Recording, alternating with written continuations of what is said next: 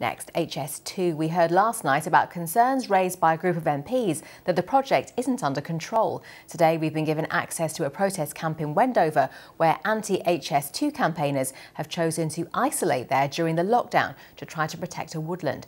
The company in charge of HS2 says it's toned down the project's impact on the landscape. As Peter Cook reports, the protesters are still concerned about the environment.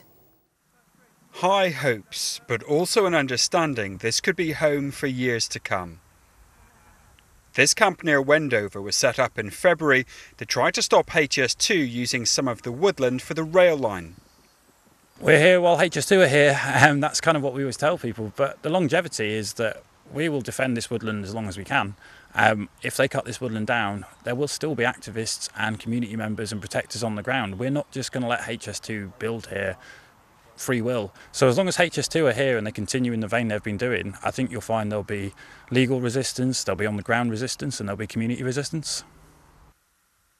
The line would run over a newly built viaduct.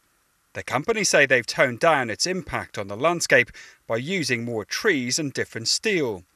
Campaigners are also worried about the impact of wildlife, including badger sets.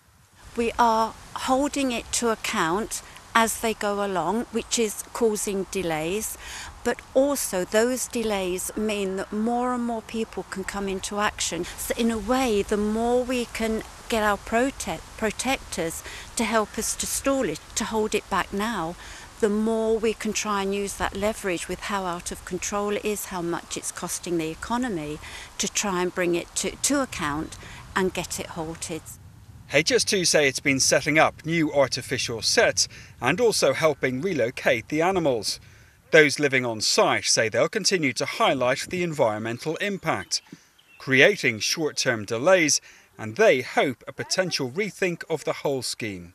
HS2 has always been a terrible idea, but I'm an NHS worker, so in a post-COVID, the post-pandemic, the idea of spending 100 billion on a train when people's working habits have changed and are likely to have stayed different now into the future just seems absolutely redundant.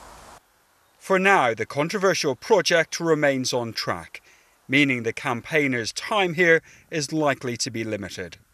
Peter Cook, BBC South Today.